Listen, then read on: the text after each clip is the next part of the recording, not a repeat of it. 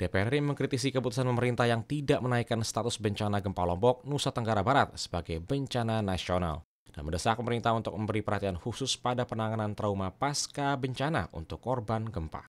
Wakil Ketua DPR RI Koordinator Politik dan Keamanan Fadlizon menyayangkan keputusan pemerintah yang tidak menaikkan status bencana gempa Lombok sebagai bencana nasional dan penanganan gempa diserahkan kepada pemerintah daerah.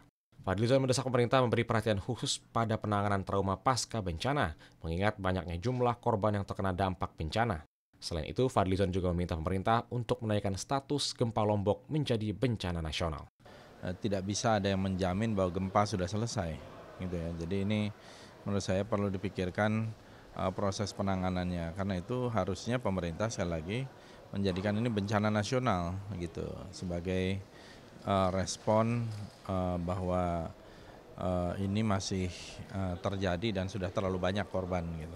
Wakil Ketua DPR RI Koordinator Kesejahteraan Rakyat Fahri Hamzah menilai pemerintah daerah Lombok dan pemerintah Provinsi Nusa Tenggara Barat masih mampu dalam menangani gempa Lombok, sehingga Fahri tidak mempermasalahkan keputusan pemerintah yang tidak menaikkan status bencana gempa Lombok. Namun Fahri meminta pemerintah pusat membentuk badan khusus otonom yang dapat membantu mempercepat pengambilan keputusan dan koordinasi pemerintah daerah dalam penanganan bencana gempa di lapangan. Ini bekerjanya itu nggak cepat gitu, sementara korban terus berjatuhan dan daerah terisolir itu masih banyak.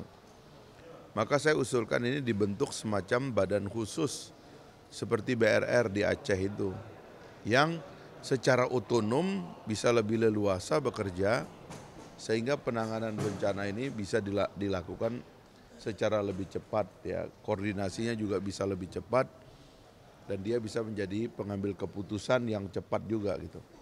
Itu yang saya usulkan kepada pemerintah. Mustaqim dan Temi, TVR Parlemen melaporkan.